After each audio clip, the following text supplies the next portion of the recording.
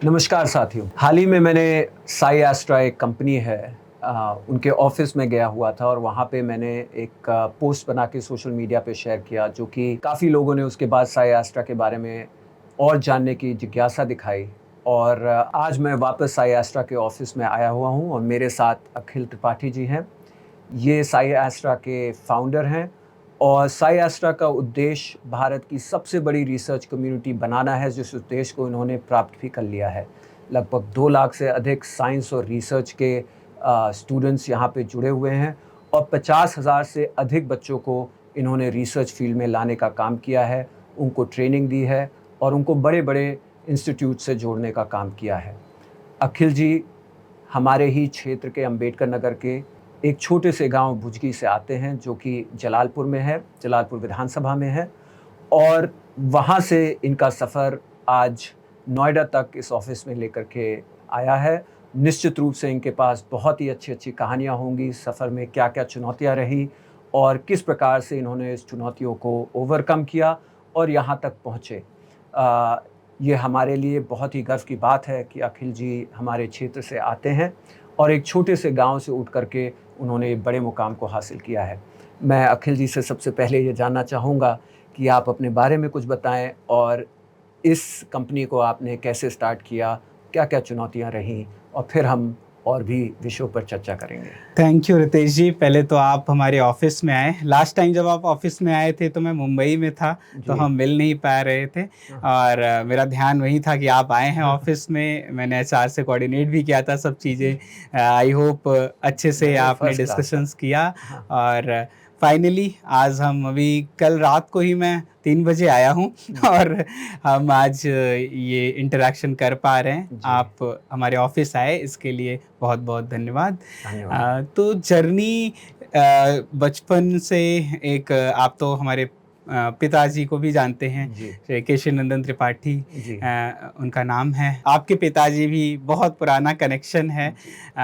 जब हम छोटे थे तब से आपके पिताजी को जानते थे, राकेश पांडे जी को, और फिर आप बाद में पॉलिटिक्स में आए तो काफ़ी अच्छा लग रहा है कि आपसे इंटरेक्शन हमारा हो रहा है। हम इन सब चीज़ों पे डिस्कस कर पा रहे हैं एक कंपनी बनाने का, कि यूपी का एक भुजगी का लड़का कभी बचपन में सोचा नहीं था कि ऐसा कुछ कंपनी खोलेंगे, बिजनेस चलाएंगे। आज हम 150 लोगों को पर मंथ कम से उनके घर पे सैलरी आती है। हम इतने लाखों बच्चों तक इम्पैक्ट कर पाए, तो इतना सब कभी सोचा तो नहीं था। लेकिन ये सब सफ़र होने के पीछे एक आज यहाँ पहुँचे ऐसे लक बाई चांस भी नहीं है। मेहनत बहुत की है इसके लिए और हमने ही नहीं, पूरे परिवार ने, पापा मम्मी सबका बचपन से ये था कि हमारी जो भी सिचुएशन है उससे हमको ऊपर बढ़ाने के लिए, लाइफ में कुछ अच्छा करने के लिए शिक्षा ही वो माध्यम है। तो पापा का फाइनेंशियल कंडीशन उतना अच्छा भले ही नहीं रहता था, वो हमेशा मेक श्योर करे कि एरिया के बेस्ट स्कूल में पढ़ाए। हमारा एडमिशन सबसे अच्छे स्कूल में हुआ, भले हम टाइम से फ़ीस नहीं जमा कर पाते थे। हमेशा जब लाइन लगती थी लास्ट में जिनकी फ़ीस नहीं जमा है तो हम उसमें प्रबल रहते थे, लेकिन किसी तरीके से उधार लेके फ़ीस भरी जाए, लेकिन फ़ीस भर के पेपर दे के आगे बढ़े। बचपन से रेडियंट में पढ़े। मेरे लिए पर्सनली मेरे बड़े भाई बहुत बड़े इंस्पिरेशन थे। वो होता है ना कि आपका बड़ा भाई अगर बहुत पढ़ने में तेज हो, उसका नाम हो, तो आपके ऊपर एक प्रेशर आ रहा होता है। तो मेरे साथ ऐसा ही था कि मैं 8th क्लास तक, यहाँ तक 9 तक भी उतना पढ़ने में मतलब मेरा क्रिकेट चल रहा है तो मैं बैठ के टीवी लाइट नहीं है तो रेडियो पे ही मैच सुन रहा हूँ। थोड़ा मस्त और घर में काम वाम करवाने में बहुत, मम्मी को यही होता था, यही घर वर के काम ही करते रह जाएगा क्या, पढ़े लिखेगा नहीं। तो मेन उनका वो खुश होते थे कि काम कर दिया। घर में तब समरसेबल नहीं था, पानी ढोके नलके से लेके आते थे। छोटी छोटी चीज़ें बचपन में खलती थी कि मतलब आप ना, एक तो आप अच्छे स्कूल में जा रहे होते हो, आपके पीयर्स रहते हैं, होता था कि उनके पास बढ़िया आइस वाला वो फ्रीज का बॉटल का पानी होता है, हमारे पास फ्रीज फ्रिज ही नहीं है। हम ऐसे नॉर्मल पानी पीते हैं। बढ़िया लोगों के घर सबमर्सिबल है, बस बटन ऑन करो पानी आ रहा है। हमको दूर से ढो के पानी ले आना होता था। जब भी छुट्टियां होती थी तो गाय का काम भी करते थे, हमने गोबर उठाया है, चारा डाला है, सब कुछ। गर्मी की छुट्टियां होती थी तो दोपहर का काम तो फिक्स होता था कि गाय का सारा है, तो लाइक वो भी मैं बड़े मन से करता था। मतलब भैया उतना इन सब चीज़ों में नहीं रहते थे, तो वो एक घर वालों का एक कंसर्न था। ये होता है ना कि जिनका ये सब चीज़ों में मन लगता है तो कहीं पढ़ाई में ना आगे जाए। लेकिन ऐसे एक इंसिडेंस है, तो 9th तक मतलब ऐसा नहीं क्लास में पूरे गधे थे, लेकिन ये था कि टॉप 5 में रहते थे। 3rd रैंक आ गई, 4th आ गई, कभी 6th 7th भी आ गई, ऐसे क्लास में रहता हुआ था। एक एवरेज स्टूडेंट थे। तो ऐसे याद है मुझे 9th क्लास का रिजल्ट था, और पापा लेकिन मेरी पढ़ाई को लेके शुरू से स्ट्रिक्ट थे काफ़ी ज़्यादा। उनका रहता था पढ़ाई करो, कुछ भी। हम ऐसे पापा की गाड़ी की हॉर्न सुनते थे, जैसे ही आ रहे हम भले कुछ और कर रहे, किताब खोल के रात को बैठ जाते थे। तो उनका डर तो था कि पढ़ना है। और ऐसे एग्ज़ाम वगैरह फाइनल हो गए थे और पेरेंट टीचर मीटिंग था तो 9th क्लास का। और उसके बाद पापा मुझे एक बात बोले कि मेरे आए थे समवेयर अराउंड, उस समय ग्रेड ऐसे होते थे, A1 होता था 90 के ऊपर वालों का, 80 to 90 वालों का A2 ग्रेड होता था। तो पापा एक बात बोले कि देखो बेटा, इतना कंपटीशन है, ये A2 वालों का कुछ होता नहीं है, A1 वाले ही आगे कुछ कर पाते हैं। वो बात मुझे बहुत खली थी यार, कि एक तो वो प्रेशर रहता था। भैया ने 10th में डिस्ट्रिक्ट टॉप की थी, पूरा डिस्ट्रिक्ट ही नहीं पूरा जोन टॉप किया था। अम्बेडकर नगर में तो उनका भाई पेपर में फोटो आया था और पूरा नाम था। इवन रेडियंट के जो टीचर्स भैया को भी पढ़ाया, मुझे बोलते तुम निखिल के भाई हो। और फिर कंपैरिजन भी होता था तुम्हारे, लेकिन पढ़ाई तुम उतने नहीं करते हो। तो वो एक रहता ही था। मुझे लगा ये यार बचपन से टॉन्ट सुने आ रहे, पढ़ाई नहीं करते। और ये कि मुझे लगता है मेरे अंदर पोटेंशियल तो है, बस मैं थोड़ा मक्कारी करता हूँ, उतना ध्यान नहीं लगाता हूँ। तो पापा की ये जो बात थी, और वो बहुत ट्रिगर पॉइंट हो गई। तो मेरे पास था कि मुझे अपने आप को प्रूव करना है ना। तो ये 10th क्लास है, इसमें कुछ भी हो। जो उस समय CGPA सिस्टम चलता था, ये 2015 की बात है। तो वहाँ पे आप हाईएस्ट 10 CGPA ला सकते हो, और जिनके भी 10 CGPA आते थे उनके पेपर में फोटो छपते थे। अच्छा। तो मेरा ये एक मौका है कि मैं फोटो छपेगी, सारे रिश्तेदार जो जानते हैं कि पढ़ने में उतना सही नहीं है, ये बदल जाएगा, पूरा मेरा नैरेटिव चेंज हो जाएगा। और पुराना कौन ही छोटे क्लासेस का याद रहा, पूरा मेकओवर का एक मौका है। तो मैंने अपनी डायरी एक बनाई थी उस समय। अभी मैं कुछ दिन पहले ही अपनी वो डायरी देख रहा था, उसमें मैंने लिखा था मिशन 10 CGPA। वही जिस दिन पापा ने सुनाया था, उसी दिन घर जाके डायरी पे एक हेडिंग डाली थी, और मुझे पापा को खुश करना है, मुझे ये खत्म, मैंने उस डायरी में उस दिन लिखा था जाके, मुझे ये खत्म करना, कुछ भी हो के मुझे 10 CGPA लेके आना है 10th में। लोग मुझे ऐसे ही, आपको बात छू गई, बहुत छू गई थी। मतलब शुरू से थोड़ा थोड़ा तो एक रहता है, जैसे घर पे आपको सुनाया जा रहा हो ना, प्रेशर रिश्तेदारों से आ रहा हो, ये पढ़ता नहीं है उतना, क्या होगा इसका फ्यूचर में, ये वो। तो वो एक ट्रिगर पॉइंट हो गया, ज्यादा लग गया था यार, मैं कुछ कर ही नहीं सकता आगे, मैं A2 वाला हूँ। तो फिर मैंने 10th में अपनी लाइफ का सबसे ज्यादा मेहनत किया, और भगवान भी साथ थे। और फाइनली मेरा 10th में 10 CGPA आया, पेपर में फोटो आई, और जो रिलेटिव्स मुझे थोड़ा अंडरडॉग समझते थे, सबके चेंज हो गए। नहीं, चेंज हो गए, अब ये तो बहुत सही है, पढ़ने में बहुत तेज है। तो मेरा वो जो एक पूरा टैगिंग था कि बड़ा वाला बहुत अच्छा है पढ़ने में, छोटा वाला उतना, तो वो चेंज हो गया था। वो बड़ा सेटिस्फैक्ट्री लगा था लाइफ में। पहली बार वो फील हुआ था कि कुछ अचीव किया है। पेपर में फोटो आया, और उसी की कृपा से उस साल जो गवर्नमेंट थी, वो वैसे 10th का था जो मिला हमें 12th में। मेरिटियस स्टूडेंट जितने भी 10 CGPA वाले थे, उनको 2017 में अखिलेश यादव की गवर्नमेंट वो जा रही थी, उन्होंने मेरिटियस स्टूडेंट्स के लिए एक अलग से अच्छा लैपटॉप था, वो काफ़ी विंडोज 10 वाला लैपटॉप था। तो वो लैपटॉप गिफ्ट भी मिला, 12th मिला था, लेकिन वो 10th के वो लैपटॉप की भी आपको जर्नी काफी इंटरेस्टिंग है, बताऊंगा। अच्छा। वो कितना काम आया हमारे लिए। हाँ। तो वो हमें 12th मिला एक अच्छा लैपटॉप, अखिलेश यादव सरकार जो समय 2017, मतलब गवर्नमेंट्स देखिए ये जो स्कीम्स भी लेके आती हैं, अगर वो सही हाथों में पहुंचे वो काफी फायदेमंद होती हैं। जैसे मेरे लिए ही, मैं आपको आगे बताऊंगा। तो मैं फिर 11th-12th में ऐसा हुआ कि मुझे बायोलॉजी बहुत पसंद थी, और बायोलॉजी पसंद है तो घर वालों का तो भैया NIT भोपाल से बीटेक कर रहे थे, बड़ा वाला इंजीनियर, छोटा वाला डॉक्टर बढ़िया सिंक बैठता है। तो मैं भी घुस गया मेडिकल की तैयारी में, और चले गए हम भी कोटा। और 11th-12th वहाँ कोटा में, महासागर है पूरा पूरा महासागर। हम यहाँ बड़ा हीरो बन के गए थे कि उसी समय 10 CGPA है, ये वो, इधर तो काफी बढ़िया माहौल था। वहाँ क्लास में हमारी 200 बच्चों की स्ट्रेंथ रही होगी।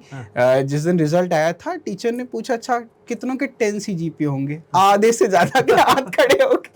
हम तो डिस्ट्रिक्ट में टॉप के बच्चों में आए थे, यहाँ तो सारे ही बच्चे ऐसे ही हैं। पहला एग्जाम हुआ और लाइन पे आ गए पूरा एकदम, इतना कंपटीशन। 1500 में हमारी रैंक आ रही है 600 रैंक। तो काफी कंपटीशन है, और सब कुछ ये हो गया कि, और इतना घर पे भी इतना खर्चा हो रहा है, सब प्रेशर तो काफी था। छोटा सा फोन था जिसमें बस कॉल में बात होती थी वही घर वालों से, स्मार्टफोन उन सब दूर, किसी चीज़ों से नहीं। एक PG में रहते थे, टिफ़िन का खाना वाना खा के किसी तरीके से दिन रात बस लगे हैं, पढ़ाई कर रहे हैं। तो पूरा 11th-12th बहुत मेहनत किए। और मैंने अपना जो बोर्ड्स का था, फाइनल एग्ज़ाम का, तो वो जो मेरा होम टाउन का स्कूल था वहीं पे ही कंटिन्यू रखा था। तो मेरा काफ़ी ठीक, मतलब इम्प्रूव किया था मैंने 11th में। जिस लेवल पे गया था, कुछ भी हो, हम वहाँ भले तेज थे, वहाँ जाके नीचे वालों में ही हो गए थे, लेकिन इम्प्रूव करते करते फाइनल एक वहाँ का माइलस्टोन था कि जितने टॉप 100 में बच्चे आते हैं उनकी फोटो छपती है। तो लास्ट तक ये अचीव कर लिया था। लेकिन एक चीज़ हुआ कि दिसंबर में ही हमारा कोर्स वगैरह खत्म हो गया, लेकिन उसी साल हमको बोर्ड्स देना था।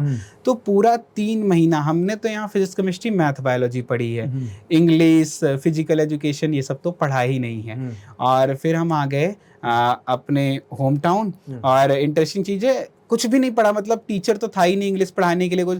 मैं लिटरली आधे से ज़्यादा जो पूरा इंग्लिश की किताब थी उसको मैंने ट्रेन में पढ़ा था। कोटा पटना जो ट्रेन आती थी उससे। फिर यहाँ आया, यहाँ प्रैक्टिकल लिखवाए जा रहे हैं, और पूरा वो जो नीट का मेरा फ्लो बना हुआ था वो पूरा ब्रेक हो गया। और यहाँ तो अब बोर्ड का कर रहे हैं, तो 12th कर रहे हैं, 11th तो पूरी छूट गई है। तो 11th पूरी छूट गई है, हम बोर्ड का वहाँ स्कूल में कर रहे हैं। और कभी मैंने ढंग से पूरा एक सैंपल पेपर भी नहीं लिखा था बोर्ड्स को लेके। और पहले तो लगता मैं पेपर लिख भी पाऊंगा कि नहीं, लेकिन कंसेप्चुअली पढ़ी थी अच्छे लेवल की चीजें, तो एक बार देख के हो तो जा रहा था। और बोर्ड में भी अच्छा किया, मतलब इंटरेस्टिंग चीज़ है, एक फिजिकल एजुकेशन सब्जेक्ट था जिसके लिए 6 दिन मिले थे, और लिटरली मैंने कभी उसकी किताब छुई ही नहीं थी। तो मैंने नई किताब भी खरीदी उसी समय, और 6 दिन में मैंने पढ़ा। और इंटरेस्टिंगली मुझे लग रहा था एग्जाम के पहले मैं कहीं मैं फेल ना हो जाऊं, कुछ नहीं पढ़ा है, और मेरे 93 मार्क्स आ गए केवल 6 दिन पढ़ के। और मेरे जो रेडियंट जो स्कूल था उसके दोस्त कितने थे, उनके मेरे से कम आ गए, जो 2 साल से पढ़ रहे थे वहाँ पे। तो वहाँ पे मेरे बायो डिपार्टमेंट में लगभग सेकंड हाईएस्ट स्कोर था उस समय, बल्कि बस मैं वही, कभी बोर्ड का कुछ छुआ ही नहीं था वो तैयारी करके। लेकिन ये बोर्ड के चक्कर में मेरा उधर नीट के वॉट लग गए थे, क्योंकि सारा आप 11th रिवाइज नहीं किया, केवल 12th पढ़ रहा था मैं यहाँ पे। तो फिर वापस गया, मेरे पास 21 दिन केवल बचे हुए थे बस नीट एग्जामिनेशन को लेके। और 11th पूरी साफ है क्योंकि रिवाइज करने का भी टाइम नहीं मिला, 3 महीने से तो कुछ हुआ ही नहीं है। तो पहले 12th का एग्जाम आया, दिया मैंने फुल मॉक। वहाँ पे कोचिंग में जो एडमिशन था वहाँ 450 नंबर, वहाँ 400 नंबर मेरे आए लगभग। और फिर एक 11th का दिया, 11th कुछ नहीं पढ़ा था, उसमें तो सीधे 720 का एग्जाम होता था नीट का, अभी भी होता है 720 का ही। मेरे बस 300 नंबर केवल आए। मेरी तो हालत खराब हो गई। 2 हफ्ते बाद एग्जाम है, मेरी ये कंडीशन है तैयारी की, क्या होगा। तो फिर मैंने ये डिसाइड किया कि जो भी होगा यार देखा जाएगा। अपने पास है 2 हफ्ते, लग के मेहनत करते हैं और इसमें जितना कर सकते हैं मैं अपने साइड से करूंगा। मैंने 1 हफ्ते में लिटरली प्लान बनाया और पूरा 11th-12th एक सिरे से रिवाइज कर डाला। और उस समय होता था कि 500 नंबर के अराउंड आपके नंबर आ जाते हैं तो आपको गवर्नमेंट मेडिकल कॉलेज मिल जाता है। और मेरे मॉक और क्या होता था जो कोचिंग के होते थे वो ज़्यादा टफ होते हैं इससे। और उधर मैं कहाँ 300 पे चला गया था और 1 हफ्ते मैंने इतनी मेहनत की। एक चीज़ है यही कि जो परिस्थितियाँ रहती हैं, कई बार होता है कि मुझे वो फैसिलिटी नहीं मिल रही है, रिसोर्स नहीं मिल रहा है। मैं अगर देखूंगा कि इनकी जो इम्पोर्टेंस है ना वो आपके इंटेंट से ज़्यादा नहीं है। अगर आप, जैसे मैं उस समय बताऊं, मेरे पास, मैं रहता था 3रे तल्ले पे, कोटा में हमारा कमरा था। कोटा का मई जून की गर्मी एकदम मतलब 48-49 डिग्री टेम्परेचर होगा और हमारा कूलर नहीं का, मेरा कूलर भी नहीं काम कर रहा था। लिटरली वो जुनून था बस उस समय कि कुछ भी हो, मुझे मेहनत से 1 हफ्ते बचे, मुझे दिन रात लेके करना है। एकदम पसीने में टप टप है, शर्ट वर्ट निकाल के रख दिए, बस किताब खोलते हैं, पढ़ते हैं, बस खाना खाने चले जाते हैं और अपने आप नींद आ जाती है जब थक के सो के, फिर सुबह उठे फिर वैसे ही मतलब अपना बेस्ट दिया। और मॉक में आए 460 नंबर आए, फिर भी 300 से काफ़ी इंप्रूवमेंट थे। 500 सेलेक्शन था, काफ़ी अच्छा लग रहा था कि अब क्लोज हो गए हैं। और पेपर दिया और पेपर में फाइनली मेरे आंसर की मिलाई। पेपर दिलवाने पापा मम्मी भी आए हुए थे और 510 नंबर के अराउंड मेरे उस साल बन रहे थे। सब बड़े खुश कि 500 पहले सिलेक्शन होता है। इधर रिश्तेदार और भी सब, अरे वो तो बहुत तेज है लड़का, पहली बार में 12th के साथ लोग 6-6 साल तैयारी कर रहे हैं, शादी वादी के लिए दौड़ना शुरू कर दिया। लेकिन वो काफी शॉर्ट लिव्ड ही था। फिर उस साल क्या हुई, लेकिन कट ऑफ्स इंक्रीज हो गई। तो वही लोग जो तारीफें कर रहे थे फिर वो डाउट करने लग गए, कुछ तो रहा होगा, इसका सिलेक्शन नहीं हुआ। कुछ तो बदलते देरी नहीं लगती। बदलते देरी नहीं थी। आपकी परिस्थितियां जो है ना, लोग उससे आपको जज करते हैं। हाँ, आप आज कुछ हो तो आपको उस तरीके से देखा जाएगा। बस जरूरी लाइफ में मैंने अभी तक यही रियलाइज किया, ये है कि आप अपने आप को समझो। आप इनके चढ़ाने पे एकदम चढ़ मत जाओ, इनके गिराने पे गिर मत जाओ। आप अपने आप को समझो, आपके अंदर क्या पोटेंशियल है, क्या आप कर सकते हो।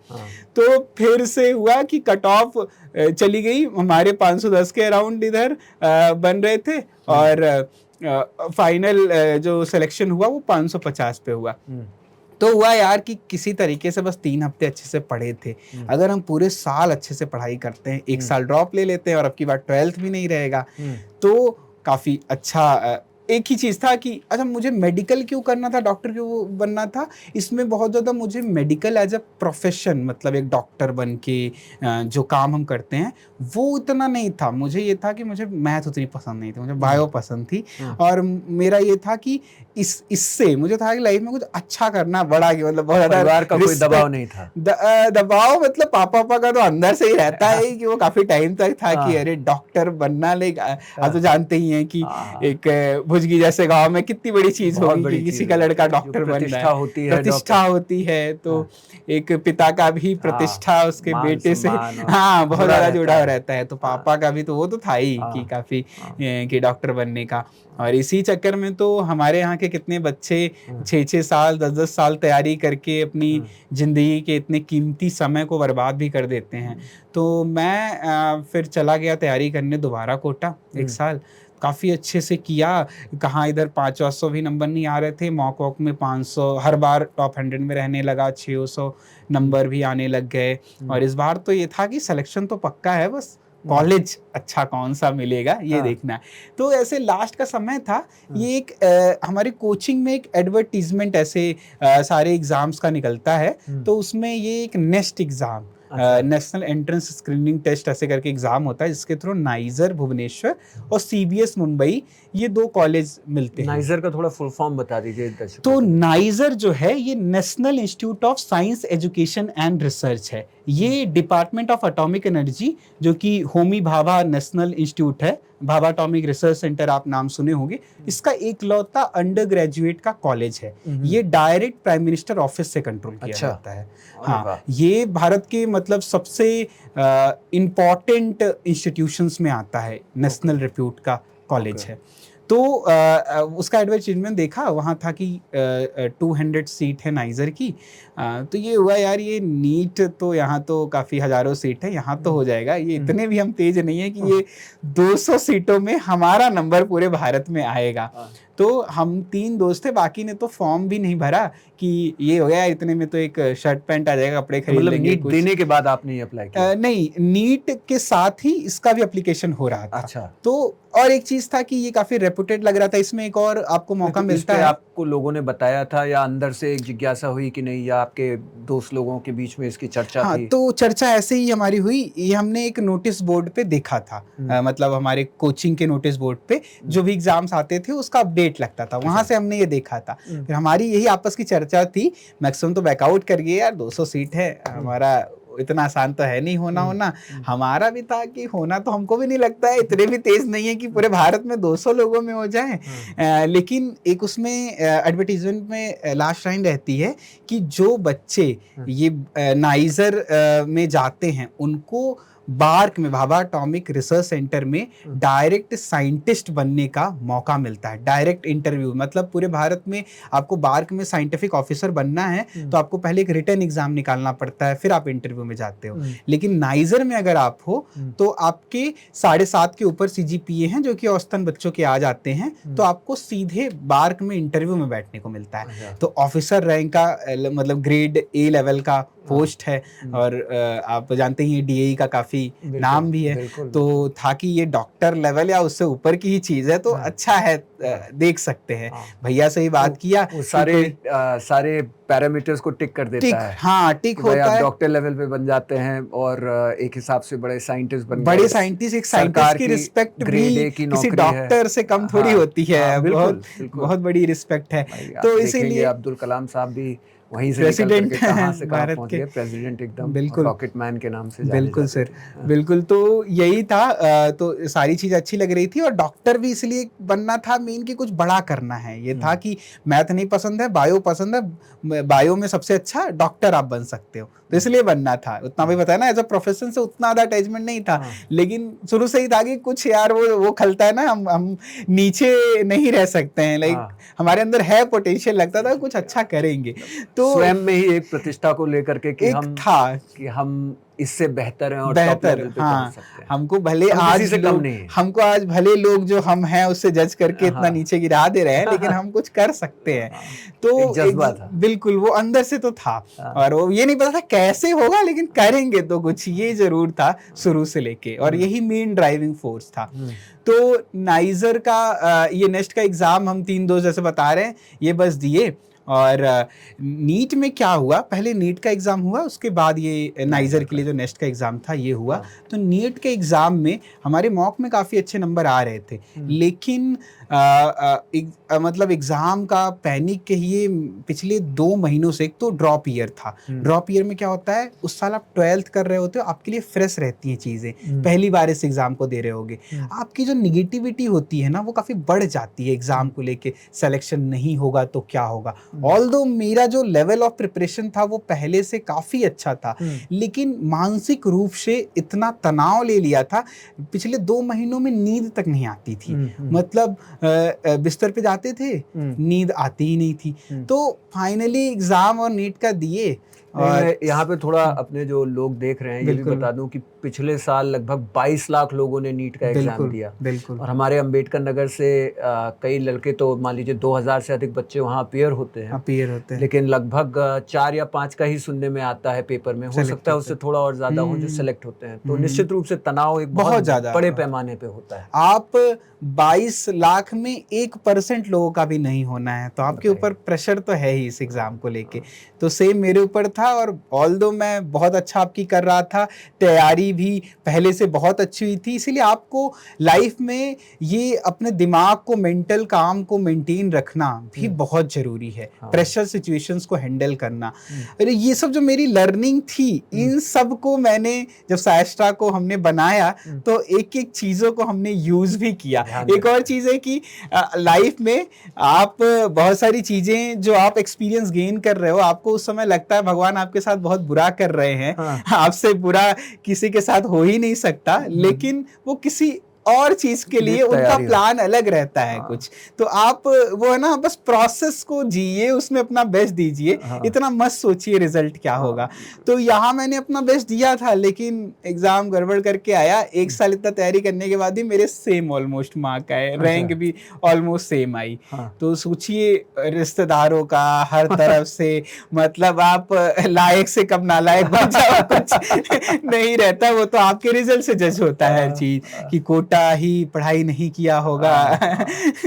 ये सब पैसे बर्बाद कर दिए और नालायक है, और बिल्कुल आप पैसे बर्बाद कर दिए। एक हमारे रिलेटिव थे जिनके यहाँ फिर अगला नीट का एग्जाम तो मैंने खराब कर दिया था, पूरे घर में तनाव का माहौल, सब कुछ तो था ही, तो एक नेक्स्ट का एग्जाम फिर अगला था। तो हमारे एक रिलेटिव हैं, तो उन्हीं के यहाँ मैं नेक्स्ट एग्जाम देने के लिए रुका हुआ था। तो लखनऊ में मेरा सेंटर था, और वो एग्ज़ाम देने जाने के पहले ऐसे सुबह उठ के जब तैयार हो रहे थे, तो वो रिलेटिव, उनका कहना था कि बेटा 4 लाख रुपए मतलब पापा के बर्बाद हो ही गए कि इतना तैयारी की, कुछ हुआ नहीं सिलेक्शन, कोई तंज करने से कोई पीछे मतलब नहीं, मैं अगला एग्जाम देने जा रहा हूँ। इस समय आपको ये बोलना जरूरी था, लेकिन मेरे दिमाग उस समय एक चीज आया यार, कि ये जो एग्जाम है नेक्स्ट वाला, इसमें अगर आपका सिलेक्शन होता है ना, तो आपको 4 लाख की स्कॉलरशिप मिलती है।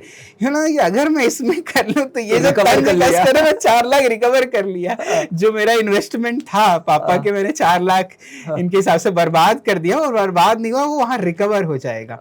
और भगवान का क्या था, मतलब मैं एग्ज़ाम देने गया, और जब मैं क्वेश्चंस कर रहा हूँ एग्ज़ाम के पहले, मैंने इस पेपर के कई मॉक ट्राई किए थे, मतलब इसके प्रीवियस ईयर पेपर ऊपर, और इतना, क्योंकि साइंटिस्ट लोग इसके पेपर बनाते हैं, तो नीट से पेपर का जो लेवल होता है ना, वो काफ़ी टफ होता है। मुझे इतना डिफिकल्ट लगता है, भाई ये तो मेरे से नहीं होने वाला, मुझे ये फीलिंग आ रही थी। ये क्या है, काफ़ी लो स्कोरिंग का एग्ज़ाम है। जैसे आप जेईई एडवांस जो IIT के लिए होता है, और नीट जो मेडिकल के लिए होता है, दोनों में अंतर होता है कि जेईई एडवांस आपका जो मानसिक स्तर, वो काफी ऊपर का टेस्ट करता है। वहां पे आपको ज्यादा समय में कम क्वेश्चंस करने, नीट में आपको कम समय में ज्यादा क्वेश्चंस करने, तो क्वेश्चंस का लेवल भी आपका इजी होता है। अच्छा। जेईई एडवांस में टफ होता है, इसी तरीके से ये नेक्स्ट एग्जाम में भी difficulty level JEE advance type का होता है, काफी टफ होता है। तो एक नीट वाले बच्चे के लिए काफी टफ लगता है। अच्छा। तो वहां मैं जब पेपर दे रहा था, तो ऐसा लगा यार ये पेपर लेकिन मेरे लिए ही बना है, और मुझे बड़ा मजा आ रहा था। और फिर पेपर दे के आया, और काफी एक अच्छी फीलिंग थी। और फिर फाइनली नीट से तो धोखा मिल गया था, लेकिन नेक्स्ट में सिलेक्शन हो गया, और नाइजर गए, स्कॉलरशिप मिली, बिल्कुल 4 लाख की स्कॉलरशिप मिली, पूरी रिकवरी का हो गया। मुस्कुराते हुए वापस गए होंगे रिश्तेदार के बाद। हाँ, नहीं, लेकिन उनको ये यहाँ हो गया इसका भी नहीं था, मतलब अभी सब सही हो गए हैं, लेकिन तब काफी लंबे समय तक, जब तक उनको लगता था कि अरे कुछ भी हुआ, डॉक्टर बनने गए थे, नहीं बन पाए। तो इवन मैं कॉलेज के 2nd-3rd ईयर तक भी वहाँ पहुंच भी गया था, फिर भी ये ताने वाने सब मिलते रहते थे, ऐसे कि किसी का सिलेक्शन हो गया तो बताया और जाता है कि अरे देखिए इनके बच्चे का सिलेक्शन हो गया। और मेरे जो बाकी 2 और दोस्त थे, और उनका किसी का सिलेक्शन नहीं हुआ नेक्स्ट में। मतलब भगवान का ही था, आज वो और ड्रॉप लिए और वो मेडिकल कॉलेज पहुंच गए। अभी तो कई मुझसे ही पॉकेट मनी मांगते रहते हैं क्योंकि चल रही है, क्योंकि MBBS में भी काफी ज्यादा टाइम लगता है आपको पैसे अर्न करने में। आप इंटर्नशिप, फिर 15 साल तो लग ही जाते हैं आपको एक स्टेबल होने में, करियर करने में। तो ये कसर तो मुझे तो वहां जाके अच्छा लग रहा था। काफी गया, 300 एकड़ का कैंपस था, वहाँ नासा के विजिटिंग प्रोफेसर हमको पढ़ा रहे हैं, भारत के साइंस रिसर्च के सबसे टॉप माइंड बच्चे भी हमारे जो साथ के हैं, कई IIT छोड़ के आए हैं, अच्छे अच्छे कॉलेजेस, क्योंकि वहाँ हर फील्ड के बच्चे हैं, मतलब फिजिक्स, केमिस्ट्री, मैथ, इंजीनियरिंग वाले साइड के भी हैं, डॉक्टरी वाले साइड की भी, सब मिला के, क्योंकि साइंस की रिसर्च कंबाइन होती है पूरी, फिजिक्स केमिस्ट्री मैथ बायोलॉजी सब कुछ मिला के होता है। और काफ़ी सुंदर फैसिलिटीज़, अच्छा नेट। केवल फीस वाइज भी बात करें, हमारे कॉलेज की फ़ीस 10,000 रुपये टोटल थी। 1,000 रुपये केवल हॉस्टल की फ़ीस इंक्लूडिंग, 1,000 रुपये में 6 महीने। हमको एक बच्चा जितना हाई स्पीड का इंटरनेट मिलता होगा, 10,000 का तो इंटरनेट यूज करता होगा कॉलेज में।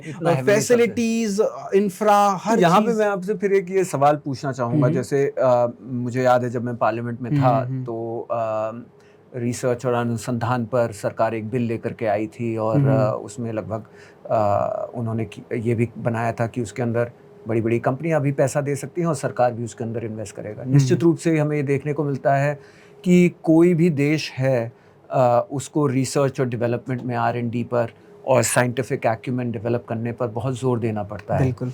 आज मान लीजिए चाइना और कोरिया को भी मिसाल के रूप में ले लिया जाए, तो उनका साइंटिफिक कम्युनिटी जो है वो इतना स्ट्रॉन्ग है, इतने ज़्यादा बच्चे हैं उधर जो साइंस और रिसर्च को लेकर के तैयारी करते हैं और उसमें परिपक्व होते हैं, और फिर वही लोग अलग अलग फील्ड्स में, चाहे AI हो, चाहे आपका रोबोटिक्स हो, चाहे ड्रोन टेक्नोलॉजी हो, ये सब लोग रिसर्च करके और इन फील्ड्स में डेवलप करते हैं। और आज हमें देखने को मिलता है कि चीन या कोरिया का जो एक लोहा लोग मानते हैं आज की तारीख में, वो कहीं ना कहीं R&D या रिसर्च और साइंस फील्ड से ही आने वाले साइंटिस्ट और डॉक्टर्स और जो ये फैकल्टी है ये रिसर्चर्स की, उनका बहुत बड़ा योगदान है। आपको क्या लगता है कि हमारे देश के अंदर मौजूदा सरकार इसको प्रोत्साहन दे रही है, और आगे भी इसके लिए क्या किया जा सकता है? बिल्कुल। तो किसी भी विकासशील देश का विकसित बनने का सफ़र बिना रिसर्च और डेवलपमेंट में फोकस किए नहीं किया जा सकता है। चाहे चाइना आप एग्जांपल ले सकते हो, आज US की जो पावर है वो उसकी R&D ही तो है।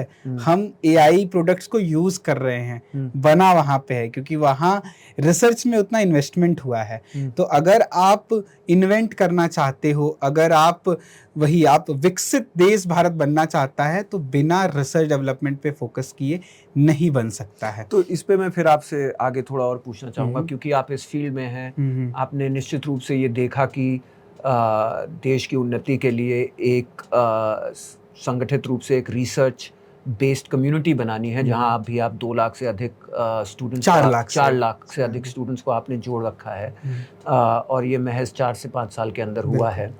तो आगे चल करके आपको क्या लगता है कि ये जो स्टूडेंट्स, ये जो कम्युनिटी बन रही है, ये आगे आने वाले समय में किन किन फील्ड्स के ऊपर योगदान दे सकती है? और जब आप कंपेयर करेंगे, क्योंकि आप भी नीट की पढ़ाई कर रहे थे, आप एक चिकित्सक बनना चाहते थे, तो जब आप कंपेयर करेंगे, आपको क्या लगता है कि एक तरफ तो आप लोगों की जान बचा सकते थे, एक तरफ आप देश को उन्नति दे सकते हैं और बहुत बड़ा कंट्रीब्यूशन दे सकते हैं एक विकसित भारत का जो सपना है, या आगे आने वाली पीढ़ी जो हम सभी की होगी, उसको एक मजबूत देश में और आगे ले जाने के लिए जो है वो व्यक्ति यहाँ पे अपना योगदान दे सके, उनके लिए भी ये कम्युनिटी आपने बनाई है। तो इस पर आप कुछ चर्चा करिए कि इस कम्युनिटी को और कैसे डेवलप किया जा सकता है, कितने और साइंटिस्ट की ज़रूरत होगी, और कौन कौन सी ऐसी फील्ड्स हैं जहाँ पे हम अपना योगदान दे सकते हैं, और ये जो एक सपना है जो चाहे हमारे प्रधानमंत्री और चाहे हमारे देश का हर एक नागरिक हमेशा से देखता चला आ रहा है कि भारत वो अपना खोया हुआ, जिसको लोग कहते हैं कि सोने की चिड़िया होती थी, तो वो पुरानी जगह अपनी पाने के लिए रिसर्च और अनुसंधान का कितना बड़ा विकास और अनुसंधान का कितना बड़ा योगदान है, और कैसे इसको आप आगे बढ़ते हुए इस फील्ड को देख रहे हैं, और कितने और बच्चों की ज़रूरत होगी, कितने और साइंटिस्ट की ज़रूरत होगी, इस पर कुछ प्रकाश डालें। बिल्कुल। तो जब मैं वही कॉलेज में ही था तो एक चीज़ ऑब्ज़र्व किया कि जैसे मुझे किसी तरीके से इस इंस्टीट्यूट के बारे में पता चला जहाँ से हम रिसर्च कर सकते हैं, लेकिन ऐसे भारत में लाखों बच्चे हैं जो रिसर्च करना चाहते हैं, साइंस में आना चाहते हैं, लेकिन इन इंस्टीट्यूशंस वगैरह के बारे में उनको पता ही नहीं होता है। तो वहीं से हम अपने हॉस्टल रूम से ही कॉलेज के 3rd ईयर में साई अस्त्रा की शुरुआत किए। मैं और मेरा दोस्त विवेक, हम दोनों मिलके साई अस्त्रा की नींव रखे। और आज जैसा कि आप बता रहे हैं, ये 4 लाख स्टूडेंट्स की कम्युनिटी बन चुकी है। और अभी हम 2023 में ही नाइजर, ये जो हमारा कॉलेज है, यहाँ से ग्रेजुएट किए। कॉलेज के फाइनल ईयर तक ही हमको उड़ीसा का बेस्ट स्टूडेंट एंटरप्रेन्योर का अवार्ड भी मिला था उड़ीसा गवर्नमेंट से। कॉलेज तक ही काफ़ी हम पॉपुलर हो गए थे। इवन प्रोफेसर्स वगैरह हर कोई हमें जान रहा था। हम अपने कॉलेज में रहते हुए अपनी प्रोफेसर्स के बच्चों को भी हेल्प किए थे भारत के टॉप रिसर्च इंस्टीट्यूट्स में जाने के लिए। आज भारत के सभी अंडरग्रेड लेवल पे जितने भी रिसर्च इंस्टीट्यूट हैं, उनमें 20 से 50% बच्चे साई अस्त्रा के डेडिकेटेड पेड प्रोग्राम से गए हैं। और ऑलमोस्ट हर एक बच्चा जो आज रिसर्च इंस्टीट्यूट में जा रहा है, वो साई अस्त्रा से किसी ना किसी तरीके से हेल्प लिया है। तो निश्चित रूप से एक जो आपका उद्देश्य था कि एक बड़ी साइंटिफिक कम्युनिटी बनाना है, उसको डेवलप करना है, तो साई अस्त्रा ये जो आपने कंपनी बनाई है, इसके माध्यम से आप मास लेवल पे अवेयरनेस पहले हमने क्रिएट किया। हाँ। फिर उनको हेल्प किया। जैसे आइजर्स हम बात करें, जैसे आईआईटी गवर्नमेंट ने बनाया है ना, क्या है कि सरकारों ने काफ़ी काम किया है साइंस एंड रिसर्च पे, लेकिन लोगों तक नहीं पहुंचा है। ये भी एक बहुत बड़ा गैप है, जहां से हमने इस जर्नी का स्टार्ट किया। मतलब हम जब स्टार्ट किए थे इन 2021, तो जो आइजर एप्टीट्यूड टेस्ट एक एग्जाम होता है, जिसके through IISERs Indian Institute of Science Education and Research में एडमिशन होते हैं, उनमें केवल 24,000 बच्चे एडमिशन लेते थे, फॉर्म भरते थे।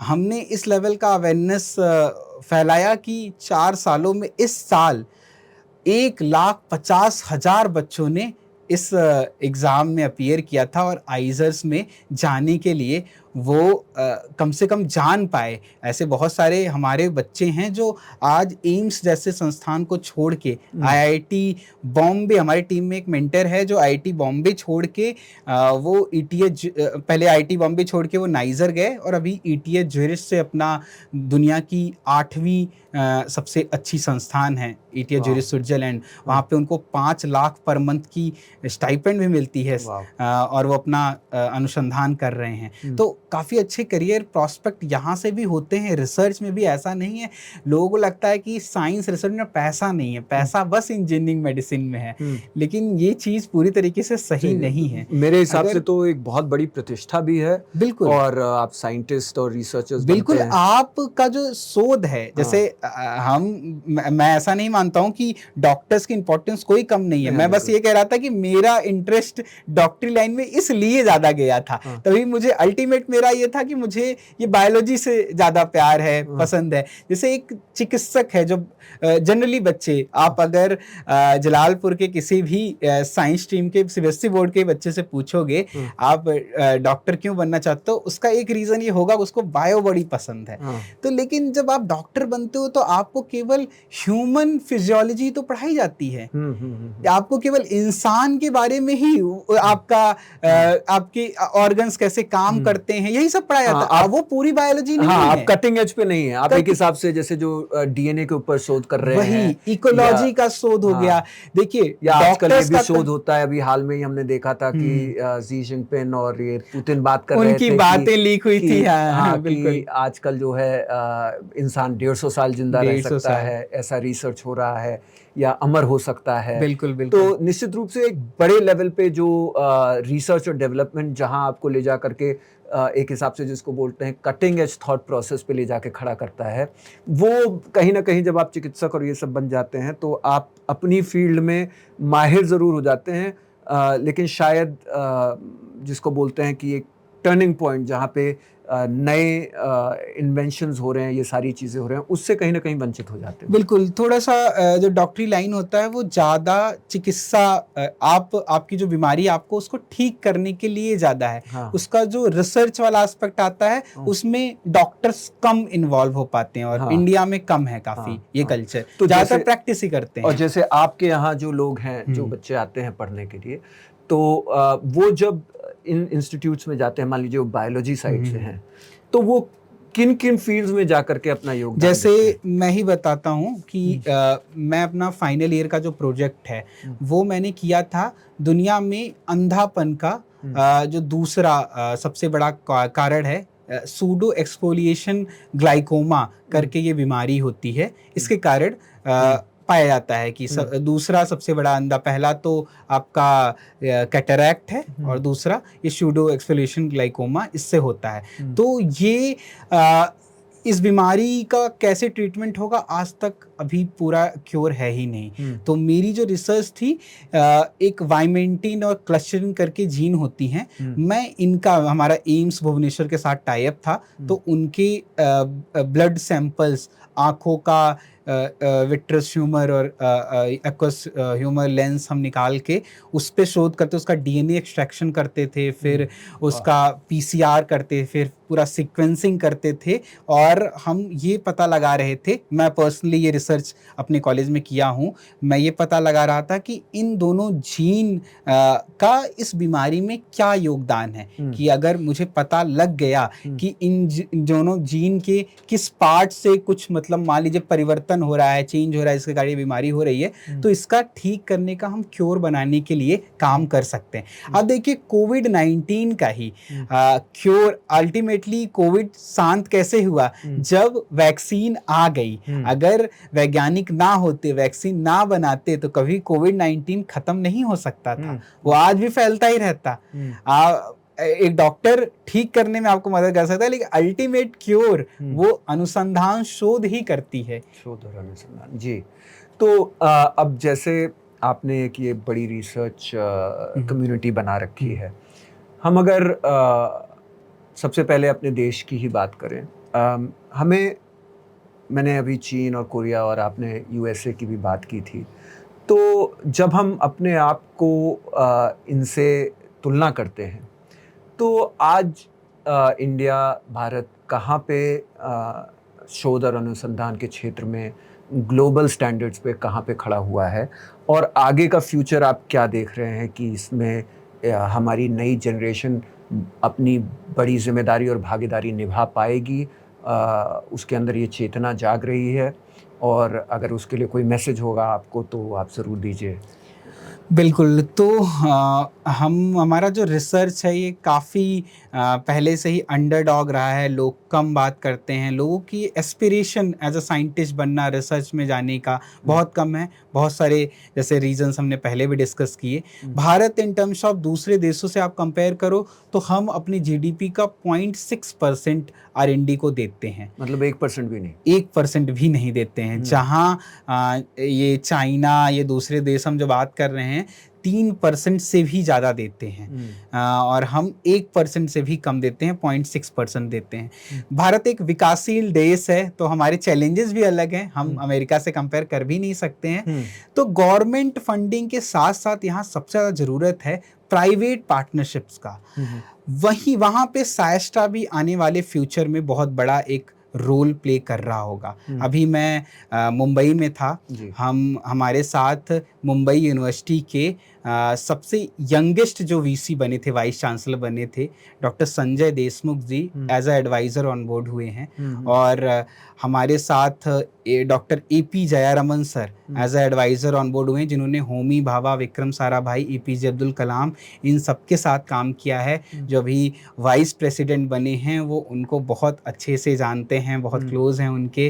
तो काफ़ी बड़े सीनियर लोग भारत के रिसर्च के जो काफ़ी बड़े फिगर रहे हैं, जिन्होंने भारत के रिसर्च साइंस के पाइनियर्स के साथ काम किया है, वो लिगेसी बनाई है, उनको हम एज ए एडवाइज़र और साइस्ट्रा को ग्रो करने में उनको भी हमारा जो विजन है भारत को साइंस और रिसर्च में आगे बढ़ाने का, हम छोटी क्लासेस से स्टार्ट करते हैं। स्कूल में बच्चों का साइंटिफिक टेम्परामेंट डेवलप हो, क्यूरियोसिटी हो, और वो आगे अगर रिसर्च में जाना चाहते हैं, हर बच्चे को देखिए रिसर्च में नहीं भी जाना है, फिर भी उसको उस साइंटिफिक टेम्परामेंट, क्यूरियोसिटी, क्वेश्चंस पूछने की ज़रूरत है। आप अगर कॉमर्स भी लेना चाहते हो, आर्ट भी लेना चाहते हो, एक टर्म आता है stem, science, technology, engineering, medicine. तो स्टेम का एक जो बेसिक अंडरस्टैंडिंग है ना, वो आपके दिमाग को खोलता है। जब हम बात करते हैं हमारे क्षेत्र के वो युवा जॉब के लिए क्यों उसको इतना सफ़र करना पड़ता है, क्योंकि वो केवल गवर्नमेंट एग्ज़ाम की तैयारी कर रहा है, उसने अपने स्किल्स को, उसका दिमाग एनालिटिकल चीज़ों को करने के लिए ये सब उतना ट्रेन ही नहीं हुआ है, क्योंकि वो बेसिक स्टार्टिंग से ट्रेनिंग में उसके ये चीज़ें इनकॉर्पोरेट ही नहीं की गई है। तो हम फंडामेंटल से साइस्ट्रा स्टार्ट करता है काम करने का स्कूल एजुकेशन से। आप रिसर्च में जाना चाहते हो भारत के टॉप रिसर्च इंस्टीट्यूट में, वो भारत के हम सबसे बड़े प्लेटफॉर्म हैं ही, जितने भी अंडर ग्रेड लेवल के इंस्टीट्यूट हैं, लेकिन इस इंस्टीट्यूट में भी लिमिटेड सीटें हैं, तो सभी बच्चे नहीं जा पाएंगे। तो आप कोई भी अदर, आप DU में जाना चाहते हो, BHU में भी जाना चाहते हो, वहाँ से भी कैसे आप अपनी प्रोफाइल बना सकते हो, आप रिसर्च पेपर लिख सकते हो, आप इंडिया अब्रॉड इंटर्नशिप कर सकते हो। तो इसके लिए हमारे भारत और विदेश के हार्वर्ड, MIT, स्टैनफोर्ड, इन सब कॉलेजेस के भी मेंटर्स हैं जो आपको रिसर्च पेपर लिखना, इंटर्नशिप दिलाना, PhD दिलाना, देश विदेश में हेल्प करते हैं। और अभी हमारा फोकस बहुत ज़्यादा अपस्किलिंग में है। भारत में लाखों बच्चे हर साल बायोटेक्नोलॉजी जैसे फील्ड से BSc करते हैं, BTech करते हैं, और उन इंडस्ट्री को काफ़ी डिमांड है। जैसे हम बात करें बायोटेक इंडस्ट्री की ही, तो $150 बिलियन की एज ऑफ नाउ हमारी बायोटेक की इंडस्ट्री है इंडिया में, इंडिया की केवल। अच्छा, ये गवर्नमेंट का एस्टिमेशन है 2030 तक डबल हो जाने वाली है, और ये $300 बिलियन की हो जाएगी। तो यहाँ पे एक लार्ज नंबर में जॉब अपॉर्चुनिटीज़ क्रिएट होने वाली हैं। लेकिन आज का जो यूथ है ना, वो स्किल्ड ही नहीं है। जब मैं बड़ी कंपनीज़ के CEO, टॉप मैनेजमेंट से बातें करता हूँ, तो वही बताते हैं वो इतना सफ़र करते हैं हायरिंग में। इधर लोग सफ़र कर रहे हैं, नौकरी नहीं लग रही है, और वहाँ कंपनी वाले सफ़र कर रहे हैं, उनको अच्छा टैलेंट नहीं मिलता है।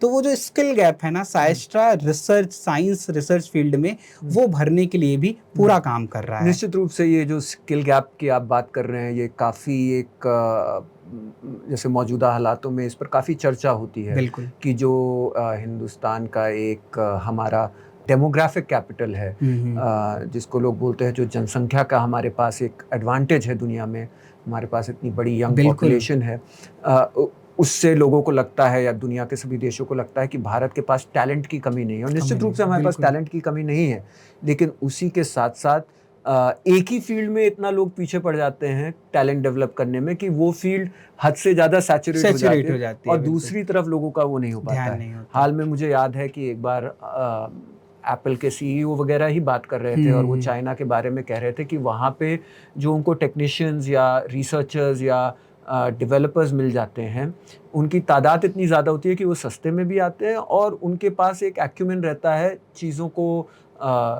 अच्छी तरह से डेवलप करने का, या अपने फ़ोन या लैपटॉप्स को और बढ़िया तरीके से बनाने का।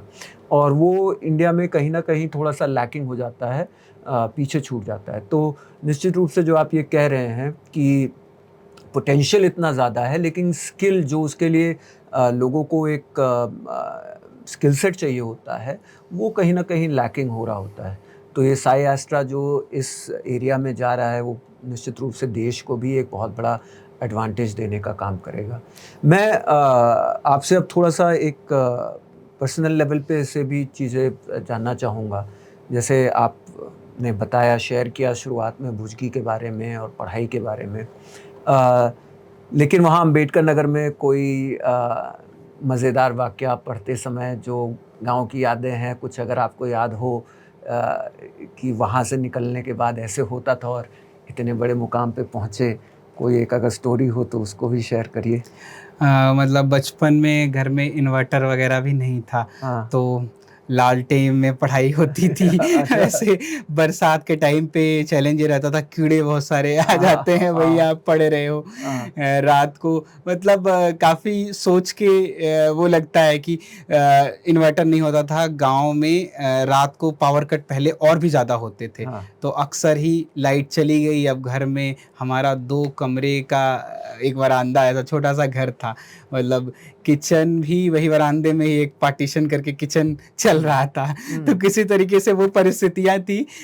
घर में कोई कूलर नहीं था, लाइट नहीं था, गर्मी में सोते थे, फिर लाइट कट गई तो रात को 3 बजे उठ के पलंग डाल के बाहर आंगन में सो रहे हैं किसी तरीके से। मतलब गर्मियों का टाइम तो ऐसा लगता था कि ये सबसे खराब महीने है ना। मतलब अब इन्वर्टर अफोर्ड हो नहीं सकता, लाइट का ये हाल है। और वही वो सोच के होता है कि हम तब एक कूलर भी अफोर्ड नहीं कर पाते थे, इन्वर्टर नहीं अफोर्ड कर पाते थे। आज ये इतना है कि एसी ऑर्डर करने में भी इतना सोचना नहीं पड़ता है कि आज। अच्छा, जब हम जैसे आप जिस बैकग्राउंड से आ रहे हैं, जिन संघर्षों से आप निकल करके अम्बेडकर नगर से आप आइजर तक पहुँचे और उसके बाद आपने वहाँ पे अपना एक बिजनेस शुरू किया, और मुझे ये बताइए, जैसे इन इंस्टीट्यूट्स के अंदर क्या ज़्यादातर बच्चे ग्रामीण इलाके से आते हैं या ऐसे बैकग्राउंड से आते हैं जहाँ पे चुनौतियों का बहुत सामना करना पड़ता है, या आपको जो एक अमीर तबका है वहाँ के भी बच्चे क्या इंटरेस्ट दिखाते हैं इन फील्ड्स के अंदर? देखिए, जनरली जो ग्रामीण बच्चे हैं उनको तो लगता है ये हमारे टाइप की चीज़ नहीं है, ये रिसर्च वगैरह पैशन फॉलो करना ये अमीर बच्चों की चीज़ है। लेकिन मैंने जितना भारत के रिसर्च में, हमारी इतनी बड़ी कम्युनिटी है, मेरी जान पहचान बड़े बड़े साइंटिस्ट से लेके रिसर्च स्कॉलर्स तक में है। तो मैं जब इंटरेक्ट करता हूँ तो मैं ज़्यादातर लोगों को औसतन ही पाया हूँ। कई बिलो औसतन भी होते हैं, कुछ एकदम। देखिए, अब अंबानी का लड़के को इतना रिसर्च करने की ज़रूरत नहीं है, वो क्यों जाएगा। लेकिन आप middle class, lower middle class काफ़ी, हम मेरे पार्टनर की बात करें तो उसका कच्चा घर था, उस मतलब एक डेली खाना पीना ये भी एक नॉर्मल चीज़ नहीं रहती थी, पैदल स्कूल जाता था। मतलब इतनी इस लेवल के चैलेंजेस को फेस किया है, और यहाँ से उठ के ऊपर जाने का। और ये कॉलेज आप काफी लोगों के साथ वो शेयर भी कर रहे थे कि वो आईआईटी में भी हो गए थे और भी कोई टॉप एग्जाम तो कर दिए थे। हमारे लिए ये जो स्कॉलरशिप ये कॉलेज देते हैं, ये भी एक बड़ा फैक्टर है कि आप सोचिए, जस्ट 12th पास करने के बाद आपको हर महीने 5,000 रुपए मिल रहे होते हैं स्टाइपेंड, पढ़ने के लिए। आपको और क्या चाहिए, पढ़ने के लिए पैसे आपको मिल रहे हैं, और आप इतनी अच्छी लेवल की पढ़े। और हमारे लिए तो इतना अच्छा रहा कि हमने उसी समय अपनी कंपनी भी स्टार्ट कर दी हॉस्टल से ही। और थोड़ा आपकी कंपनी के बारे में जैसे आप बताइए, मुझे बिल्कुल यकीन है कि अम्बेडकर नगर के लोग ज़रूर कंपनी के बारे में जानना चाहेंगे। आपका टर्नओवर क्या है, आपने जब शुरू किया था तो कितने लोगों से शुरू किया, आज कितने लोगों तक पहुंच गई है, और आपने कुछ आंकड़े भी दिए हैं, बच्चे कितने बच्चे पढ़ते हैं, कितनों को आपने रिसर्चर बनाया है। लेकिन उसी के साथ साथ एक जो मज़ेदार बात है कि दुनिया भर के लोग जब बिज़नेस करते हैं तो लोन लेते हैं या इक्विटी से पैसा उठाते हैं। आप लोगों ने कॉलेज में डॉर्मेट्री में अपने लैपटॉप के ऊपर जो है, आप बता रहे थे कि आपको जो सरकार की तरफ से लैपटॉप का, हाँ, आपने इंटरेस्टिंग जो बात हुई थी हमारे लैपटॉप का। तो हमारे लिए क्या था, स्कॉलरशिप से वही काम चलता था, लेकिन इतनी भी स्कॉलरशिप नहीं है कि गैजेट्स वगैरह अफोर्ड कर पाएँ। तो पहला फ़ोन जो मिला था वो कॉलेज पहुंच के मिला था, एक स्मार्टफोन। तैयारी में छोटा फ़ोन था। और वो लैपटॉप कोटा नहीं ले गया था मैं, भले मुझे मिल गया था, ये था कि ये भी डिस्ट्रैक्शन हो सकता है। तो वो नया लैपटॉप जो मिला था 10th का 12th में, वो वैसे ही घर पड़ा हुआ था। जब कॉलेज में एडमिशन लिए तो उसी लैपटॉप से पूरा सफ़र स्टार्ट हुआ, और सायस्ट्रा की पूरी शुरुआत सब कुछ उसी सरकारी लैपटॉप से ही किया था। वो तो फाइनल ईयर में फिर जब खुद से पैसे कमाने लगे तो सीधे पहली बार कभी पापा से लैपटॉप के लिए पैसे नहीं मांगे, और उस लैपटॉप से मैकबुक में अपग्रेड अपने पैसे से पहली बार कॉलेज के फाइनल ईयर में ही किया था। पूरा 2 साल, हाँ, वो कंपनी शुरुआत, एक पापा का मेरा फोन और गिर गया था, और जो मिला था वो खराब हो गया था। तो पापा का एक सेकेंड हैंड फोन था जिसमें ढंग से टाइप भी नहीं होता था, उससे कंपनी शुरुआत की थी, और पूरी हमारी ऑनलाइन कंपनी थी। ये कंपनी आप लोगों ने पहले ही वर्ष में शुरू कर दी थी कॉलेज के? नहीं, हम 3rd ईयर में थे कॉलेज के, तब हमने स्टार्ट की थी कंपनी। और तो आपको कैसे लगा कि ये इसमें पोटेंशियल है? तो इतना, देखिए, सोचा नहीं था कि ये इतना बड़ा होगा। हम 2 दोस्त मिलके ऐसे प्लान किए थे। तो जो मेरा पार्टनर है विवेक, उसका था कि उसका प्लान ये था कैसे कोविड में कि कोविड में सब यूट्यूब पे वीडियो बना रहे हैं, उसको भी खाली है कोविड में वीडियो बनाते हैं, तो ऐसे उसने कुछ वीडियो बनाए। हाँ, और पता था नाइजर के हैं, तो नाइजर के बारे में पता था, तो नाइजर आना चाहिए या नहीं इसको लेके वीडियो बनाए। और धीरे धीरे वो 5-6 महीना हुआ था और कॉलेज में आ गए, तो 400-500 सब्सक्राइबर हो गए थे यूट्यूब चैनल पे और करके।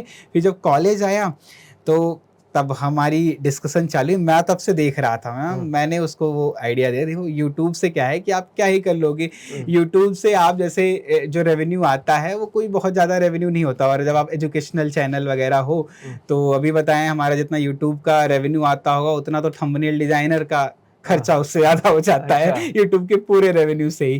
तो हमने यूट्यूब से था, तो हम बच्चों को था कि इन कॉलेज के बारे में, नाइजर के बारे में पता चल गया। अब बच्चों को था लेकिन इसके लिए तैयारी कैसे करें, कुछ रिसोर्स तो है ही नहीं। इंटरनेट से हम भी देखते, हमारे टाइम पे भी कोई रिसोर्स वगैरह वैसे थे नहीं, मतलब लोग जेईई नीट के आगे और चीज़ों को पूछते ही नहीं है। बात ये थी कि महत्व नहीं दिया जाता है। तो फिर हमने एक टेलीग्राम ग्रुप बनाया, और YouTube से बच्चों की कोई आपको हेल्प चाहिए तो हम टेलीग्राम में उनको रीडायरेक्ट करते थे, और टेलीग्राम पे मैं दिन रात पूरा लग के हम मिलके स्क्रिप्टिंग वगैरह करते थे, वीडियो बनती थी, और उसमें बस एक जेन्युइन हेल्प के लिए कुछ और पूछना तो टेलीग्राम पे आओ। टेलीग्राम पे एक पैसन था उस समय, पता नहीं क्या था कि हमारे एग्जाम भी रहे फिर भी दिन रात लगे हुए हैं बच्चों की हेल्प करने में। टेलीग्राम पे कुछ मिल नहीं रहा है पैसे वैसे, ऐसे ही फ्री में हेल्प कर रहे हैं बच्चों की, और वहीं से फिर बच्चे काफ़ी बॉन्ड बनने लग गया, और इंटेंशन काफ़ी जेन्युइन था कि ये था कि बच्चों को हेल्प करना है, और दिख रहा था एक ट्रैक्शन आ रहा। तो फिर वहाँ बैक ऑफ द माइंड ये था कि अगर ये बच्चे डिमांड करेंगे फिर हम कोर्स बना सकते हैं इनके लिए, जो ऑलरेडी रिसोर्स वगैरह नहीं है, हम तो ये एग्जाम क्लियर करके आए, हमको तो आता है, हम बना सकते हैं। तो जेन्युइनली बच्चों को हेल्प करते करते वो कम्युनिटी 1000 बच्चों की टेलीग्राम की हो गई। और तो वहाँ पे बच्चों की डिमांड जब आने लगे तो हमने बैक ऑफ द माइंड हमने तैयारी चालू कर दी कि एक सस्ता सा बच्चों का कोर्स लेके आए जिसमें इनको मॉक करा देंगे, सब कुछ करा देंगे, और वो कोर्स केवल 1000 रुपए का बस, और उसमें आपका पूरा मॉक तैयारी, चारों सब्जेक्ट आपको पढ़ा देंगे, सब कुछ ये हम कर रहे थे।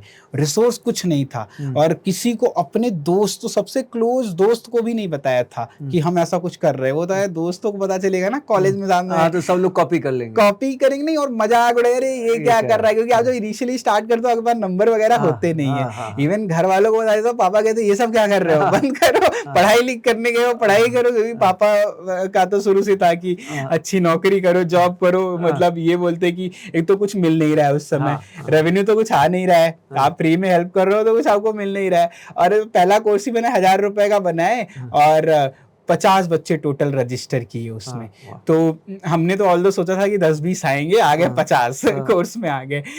उसमें से एक इंटरेस्टिंग चीज़ है, जो एक 5वीं स्टूडेंट थी, उसने लिटरली मुझे मैसेज किया था। तो बच्चे ऐसे आए थे कि हमने यूट्यूब पे भी कोर्स नहीं लॉन्च किया कुछ भी, बस वो टेलीग्राम पे लॉन्च किया था कि लोगों को पता चल जाएगा हमारा कोर्स है, कॉलेज वालों को पता चल जाएगा, सबको पता चल जाएगा कि हम ऐसा कोर्स कुछ लाए हैं, और ये सब सीक्रेट चला रहे थे। तो जो 5वीं लड़की एक थी, उसने ऐसे मैसेज किया, केरला की वो थी, वो वहाँ पे एक विशु फेस्टिवल बहुत फेमस होता है, तो उसने लिटरली मैसेज किया कि sir I am giving my Vishu money जो मुझे मिला है पेरेंट्स से फॉर परचेजिंग दिस कोर्स। और इंटरेस्टिंग चीज आपको बताऊं, वो लड़की कितना बिल्कुल, और वो सेंस ऑफ रिस्पॉन्सिबिलिटी भी और थी कि कितना बच्चे हम पे ट्रस्ट कर रहे हैं। सोचिए, हमारे पास कोई टेक वेक बैकग्राउंड नहीं था, पैसे भी नहीं थे कि एक वेबसाइट बनाए, हमारे पास कोई वेबसाइट नहीं थी, कोई ऐप नहीं था, कॉलेज का फ्री का इंटरनेट मिला था, और एक गूगल ड्राइव की स्टोरेज मिली थी, उसी में हम सारी चीज कर रहे थे। और गूगल क्लासरूम बना दिया था, लिटरली मॉक टेस्ट ऐसे हो रहे थे, एमसीक्यू पेपर है, जनरली एक बढ़िया टेक होता है, आप सेलेक्ट करके करिए। हम बच्चों को मॉक बना के पीडीएफ अपलोड करते थे, बच्चे हाथ से एक पेन पेपर में लिखते थे कि फर्स्ट का ए होगा, सेकंड का बी होगा, और वो अपलोड करते थे, हम फिर हाथ से चेक करके उनको मार्क्स देते थे। कोई रिसोर्स, कोई पैसा, कुछ नहीं। वो जो बता रहा हूँ 5वीं लड़की थी, वो सेलेक्ट नहीं हुई, हाँ, और लेकिन काफी मेहनती थी। तो मैंने एक बार अपने खुद से उसको मैसेज किया, मुझे था कि इसके अंदर पोटेंशियल तो है, बहुत टेंशन लेती थी, और वो मुझे अपना फेस भी याद था, मैं भी ऐसा करता हूँ, मुझे डर लगता था एग्जाम खराब कर सकती है। तो वो दोबारा वो मुझे इसलिए कभी मैसेज नहीं की, वो मैंने सामने से किया तो वो वही बोली कि वो काफ़ी शेमफुल थी, उसने इतना हेल्प लिया था, इतना मैंने तो उसका सिलेक्शन नहीं हुआ, उसने उसको एक बीटेक का कॉलेज लेना पड़ गया, तो इसलिए मुझे नहीं की थी। मैंने बोला कि नहीं, ऐसा लाइफ यही ख़त्म नहीं होता, कुछ काम स्टार्ट करो। तो वो एज अ साइस्टा में उस समय एक इंटर्न ज्वाइन की थी और अभी उसका बीटेक कंप्लीट हो गया। तो अभी वो नोएडा ऑफिस में है हमारे फुल टाइम। अभी वो केरला से रिलोकेट की है, उसको हमने परमानेंट एम्प्लॉयमेंट साइस्टा में दिया है। हमारी फर्स्ट बैच की स्टूडेंट रही थी। तो ऐसे जब 50 बच्चों का पहला बैच था, फिर हम नाइजर के लिए करते थे, लोग बच्चों का था कि आप आइजर्स के लिए भी कुछ नहीं है, आप क्यों नहीं करते।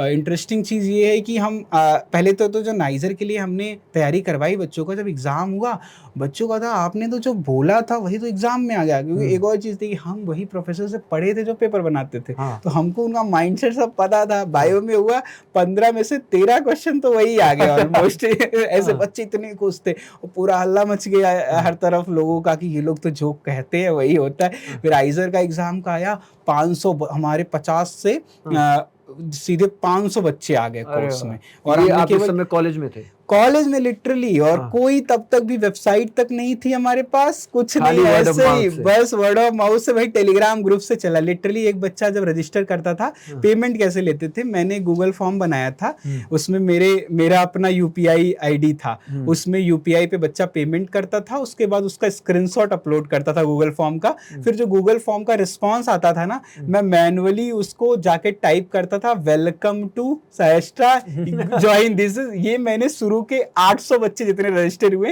एक एक को किया है along with my college. Exam चल रहा है और एक रिसर्च इंस्टीट्यूट में था, वो बहुत हेक्टिक होता है। आप ऐसे आप एक नॉर्मल बीएससी कॉलेज से एक नेशनल लेवल का रिसर्च इंस्टीट्यूट की जो लोड होता है, बच्चे जनरली कुछ और कर नहीं पाते, इतना प्रेशर होता है। तो हम ये सब कुछ कर रहे थे। इतनी बच्चे, 500 बच्चे आए थे।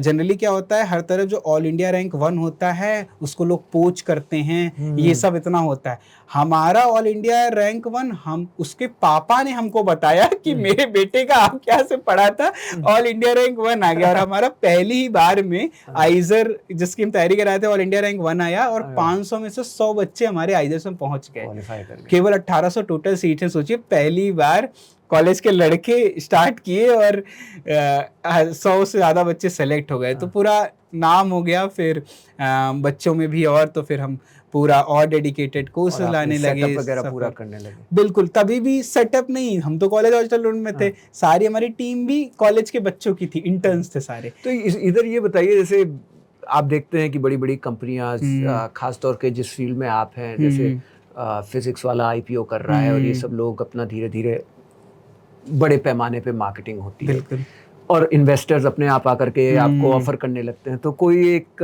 इंटरेस्टिंग वो कोई आया आपके पास, आपको अप्रोच किया गया कि हम आपसे, आप में इन्वेस्ट करना चाहते हैं? और आपने बिल्कुल, जब हम कॉलेज में ही थे तो कई angel investors, 100x VC, Chennai angels, ऐसे कई इन्वेस्टर्स सब पैसा लेके आ रहे हैं कि साहब ले लो, और आप बोल रहे हो नहीं जी। हमें था कि देखिए, जो हम ये कर रहे हैं स्टार्टअप, इसमें हम ग्रो कर रहे हैं, लोगों को एम्प्लॉय कर रहे हैं, एक सोसाइटी में इन टर्म्स ऑफ एक बिजनेस साइड भी इम्पैक्ट कर रहे हैं, लेकिन इससे और ज़्यादा हमारे लिए मैटर करता है जो ये सोशल कॉज है। भारत को साइंस रिसर्च में अगर ऊपर लेके जाना है तो ये केवल गवर्नमेंट से नहीं हो सकता है।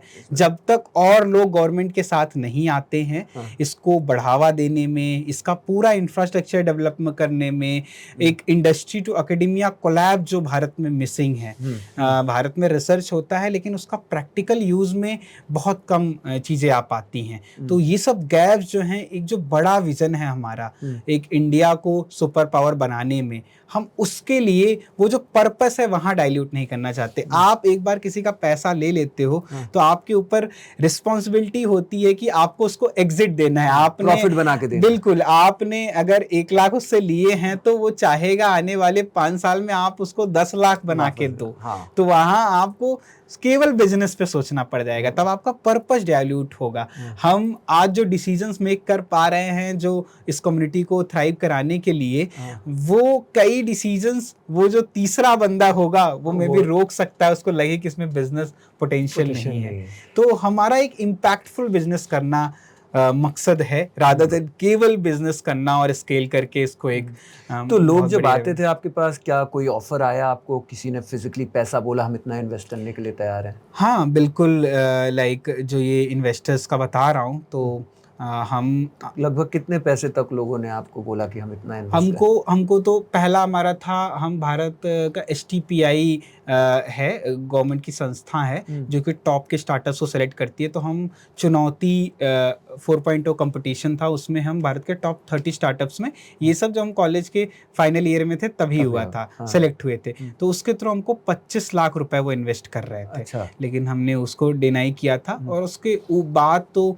हमको और बड़े ऑफर्स 1 करोड़ ये सब के भी आए हैं बड़े इन्वेस्ट offers करने हैं। के लिए। Very nice। लेकिन वही था कि हम चीज़ों को बूटस्ट्रैप किए हैं। नहीं, ऑटोनॉमी आप नहीं खोना चाहते हैं। ऑटोनॉमी, वो फ्रीडम फ्रीडम के लिए हम चाहते हैं कि बिजनेस के लिए जरूरी भी है, आपके उद्देश्यों के लिए। उद्देश्यों के लिए कि हम हाँ। उद्देश्य को डाइल्यूट नहीं होना जो देना आपका चाहते बिगेस्ट हैं। रिसर्च कम्युनिटी जो आपने बनाई है उसको और ग्रो करने के लिए। तो आज की तारीख में मैं ये जानता हूँ लगभग 10 करोड़ से ज़्यादा शायद आपका टर्नओवर है। इस साल का हमारा टर्नओवर हम एक्सपेक्ट कर रहे हैं 10 करोड़ से ज़्यादा। 10 करोड़ से ज़्यादा ऑलरेडी का। और लगभग कितने बच्चे आपके इंस्टीट्यूट्स या आपके इस जो आपने संस्था बनाई है? तो हम फ्रीमियम मॉडल में ऑपरेट करते हैं। फ्रीमियम मतलब होता है हमारी बहुत सारी सर्विसेज फ्री हैं, और एक्सक्लूसिव कोर्सेज, प्रोडक्ट, सर्विसेज के लिए हम चार्ज करते हैं, जिससे सारा बिजनेस चलता है। तो अगर किसी बच्चे के पास कोई पैसा नहीं भी है, उसको एक बेसिक गाइडेंस, मेंटरशिप हमारे एंड से मिलती है। तो ऐसा 2 लाख बच्चों को हम दे रहे हैं फ्री में, और हमारे साथ 50,000 तो बच्चों बहुत बड़ा सोशल कॉज है। तो 50,000 बच्चे हमारे साथ पेड कोर्सेज में अभी तक हो चुके हैं 4 साल। अच्छा।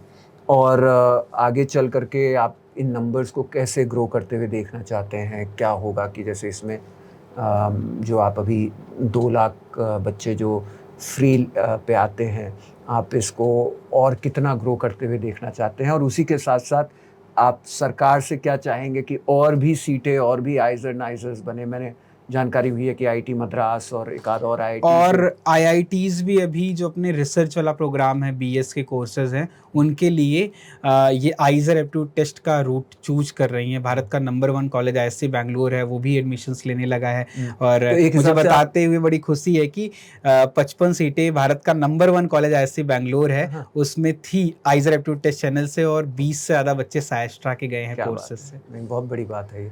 लेकिन ये जो इसका मतलब एक हिसाब से आप आईआईटीज़ में भी अगर घुसना चाहते हैं तो आईआईटीज़ में भी रिसर्च की कोर्सेज हैं, बीएस के, उनको इस रूट से आप ले सकते हैं। हाँ, ये गवर्नमेंट ने स्टार्ट किया है। अच्छा, ये चीज़ को। Very nice. तो देखिए, अब हम लोग आपसे इतनी जानकारी मिली, और हमने ये देखा कि एक अम्बेडकर नगर से एक लड़का जो वहाँ पे अपने जो भी सीमित संसाधन है उनसे जूझते हुए, और अपने माँ बाप के सपनों को लेकर के भी, अपने भी सपनों को लेकर के, और इन सभी चीज़ों से धीरे धीरे जो भी सीख मिली और जो भी चुनौतियों का सामना किया, उससे उठ कर के आप आज एक अपने ही पैरों पर, अपने ही बलबूते पर एक बड़ी कंपनी आपने स्थापित की। और अभी आपकी उम्र कितनी होगी? 26 साल अभी हुआ है। 26 साल की उम्र में आप जो है एक अच्छा खासा आप टर्नओवर कर रहे हैं। निश्चित रूप से ये अम्बेडकर नगर के सभी साथियों के लिए बड़ा प्रेरणादायक होगा। आपको अंत में उनसे कुछ अगर मैसेज देना हो, या आप वहाँ के जो हमारी नई जनरेशन जो आ रही है, जो लड़के लड़कियाँ हैं, उनको आप कुछ कहना चाहें, चाहे उनके करियर को लेकर के, या जो अपॉर्चुनिटीज़ उनके सामने हैं, या कोई एक मैसेज जो भी आपका हो आप देना चाहें? तो मेरा इंटरेक्शन मेरे गांव के बच्चों के साथ भी होता है, और क्षेत्र में मैं जैसे देखता हूं कि बहुत सारे लोग हैं वो केवल एकलौता उद्देश्य लेके चलते हैं सरकारी नौकरी की तैयारी, चाहे वो मास्टरी की हो, चाहे वो पुलिस भर्ती हो, वो और फील्ड में एक्सप्लोर ही नहीं करते हैं। अब देखिए, सिलेक्शन के चांसेस जनरली गवर्नमेंट एग्जामिनेशन में आपके 1 से 2% ही होते हैं जितने टोटल अभ्यर्थी दे रहे हैं और जितने फाइनली सेलेक्ट होंगे। तो आपको हमेशा प्लान बी जरूर लेके चलना चाहिए। मैं बहुत सारे लोगों का देखा हूँ करियर पूरा बर्बाद हो जाता है इसलिए क्योंकि वो और फील्ड्स को एक्सप्लोर ही नहीं किए होते हैं। तो आप अपने आप को स्किल्ड करिए। आज इंटरनेट की इस दुनिया में आप किसी भी फील्ड में जाना चाहते हो। मेरा एक दोस्त बहुत बड़ी कंपनी में पूरा डिजिटल मार्केटिंग हेड करता है, उसने बस बीए किया हुआ है और उसके अंडर में आईएम के लोग भी काम करते हैं। उसने यूट्यूब के माध्यम से ऑनलाइन रिसोर्सेज से यूज करके अपने आप को एक बहुत अच्छा डिजिटल मार्केटिंग का लीडर बनाया है। तो इसी तरीके से आप डिफरेंट बहुत सारी फील्ड्स हैं, अपॉर्चुनिटीज़ हैं, आप उनको एक्सप्लोर करिए। आज तो वो बैरियर भी नहीं रहा है कि एक भुजगी का लड़का कुछ नहीं कर सकता है क्योंकि वो दिल्ली नहीं जा सकता है। आज भुजगी का लड़का भुजगी में रहते हुए इस डिजिटलाइजेशन की दुनिया में हर एक चीज़ कर सकता है जो एक दिल्ली का लड़का करता है। तो आपका वो बैरियर भी नहीं है, बस आप अपना समय और मैं देखता हूँ, मैं ऑल्दो बहुत कम फेसबुक यूज करता हूँ, गांव के मैक्सिमम लड़के इधर उधर अपना टाइम वेस्ट करते हैं, फिजूल की चीज़ें करते हैं। अगर हम अपने समय को, अपने गोल्स को क्लियर करके एक डायरेक्शन में ले जाएं और कुछ बढ़िया करने के पीछे लग जाएं तो पोटेंशियल सबके अंदर है, बस सही डायरेक्शन की ज़रूरत है। आप लाइफ में बहुत अच्छा करेंगे। आपको किसी के ऊपर डिपेंडेंट नहीं होना पड़ेगा, आप लोगों के लिए अवसर बनाएंगे और सायस्टा जैसे और कंपनियां अंबेडकर नगर से, भुजगी जैसे गांव से आएंगी और आपका नेतृत्व देख के आप इतना सोचते हो। जनरली जो हमारे यहाँ के पॉलिटिशियंस हैं वो इतना युवा के लिए, जॉब के लिए, करियर के लिए इन डायरेक्शन में सोचते नहीं हैं। तो मुझे बहुत खुशी हुई, मैं आपको काफ़ी टाइम से फॉलो भी करता था। आप इस मिशन को आगे बढ़ाएं और आगे कभी भी कोई योगदान हम सायस्ट्रा से मैं पर्सनली दे सकूं तो मैं उसके लिए ज़रूर तत्पर रहूंगा। नहीं, हम लोग बिल्कुल पूरी कोशिश करेंगे कि अपने अंबेडकर नगर के साथियों को फिज़िकली आप वहाँ उपस्थित होकर के उनके साथ कोई इंटरेक्शन करें, इसके लिए हम ज़रूर कुछ ना कुछ करेंगे। तो आदरणीय अखिल जी हम लोगों के साथ हैं इधर। मैं अंत में यही बोलना चाहता हूँ कि देखिए साथियों, सबको ये लगता है कि सरकारी नौकरी ही अंतोगत्वा जीवन का उद्देश्य है, लेकिन मैं हमेशा से ये कहता आया हूँ कि सरकार भी लिमिटेड लोगों को एम्प्लॉय करती है। सरकार आप देखेंगे पूरे देश में हमारे जो सरकारी नौकरियां हैं, जितनी भी नौकरियां हैं, टोटल सरकारी नौकरियां मात्र 3% हैं या उससे भी कम होंगी। तो जायज़ सी बात है कि सभी को सरकारी नौकरियां नहीं मिल सकती।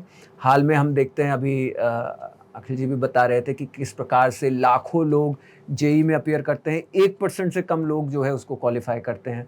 पुलिस भर्ती का एग्ज़ाम आया था, 60,000 पदों के लिए 5 लाख लोगों ने अप्लाई किया। तो आप सोच सकते हैं कि कितने लोगों को फेलियर का सामना करना पड़ता है और वो उसे कभी-कभी दिल पे भी लेने का काम करते हैं। लेकिन जो हमारा हम यहाँ अखिल जी के संघर्षों से हमने देखा है और जाना है कि आप अपने पैशन को फॉलो करके और उसी के साथ-साथ हम फेल होने से ना डरें। ठीक है, कहीं-कहीं हमें एक आध सेटबैक हो सकता है, हमें एक कदम पीछे लेना हो सकता है 10 कदम आगे बढ़ने के लिए, लेकिन हमें उन गोल्स को के साथ पूरी ईमानदारी से लगे रहने की ज़रूरत है और मेहनत करने की ज़रूरत है। जैसा अखिल जी ने बोला है, हमारे देश में बहुत सारी चीज़ों की ज़रूरत है, बहुत सारी अपॉर्चुनिटीज़ हैं। बायोटेक के बारे में बताया अखिल जी ने और ये भी बताया कि किस प्रकार से अलग-अलग क्षेत्रों में बहुत सुनहरे अवसर हैं। हम इनके बारे में जानकारी रखें और अपने आप को अवगत कराएं। हर एक चीज़ कोटा जाने से नहीं होगा, हमें जो है अपने इंद्रियों को खुला रखना है और ज़्यादा से ज़्यादा इन्फॉर्मेशन लेकर के सही दिशा लेकर के आगे बढ़ने की ज़रूरत है। और मैं ख़ास तौर से जो अभिभावक हैं जो इसको देख रहे हैं, मैं उनसे भी ये कहना चाहूँगा कि अपने बच्चों के ऊपर थोड़ा ट्रस्ट करें, थोड़ा विश्वास रखें। वो निश्चित रूप से अपने भविष्य को लेकर के आपसे भी ज़्यादा चिंतित रहते हैं। वो अपने भविष्य को देश की प्रगति में, अपनी प्रगति में, जीवन आप लोगों की प्रगति में निश्चित रूप से वो आपको जो है अग्रसर होकर के दिखाना चाहते हैं। तो मैं मानता हूँ कि हमें थोड़ा विश्वास रखने की ज़रूरत है। और मैं अंत में आपका बहुत बहुत धन्यवाद देना चाहता हूँ कि आपने हमें ये समय दिया और समय निकाल के इस पे चर्चा की। मेरे लिए बहुत ही लाभदायक रहा है। धन्यवाद। बहुत बहुत धन्यवाद। Thank you.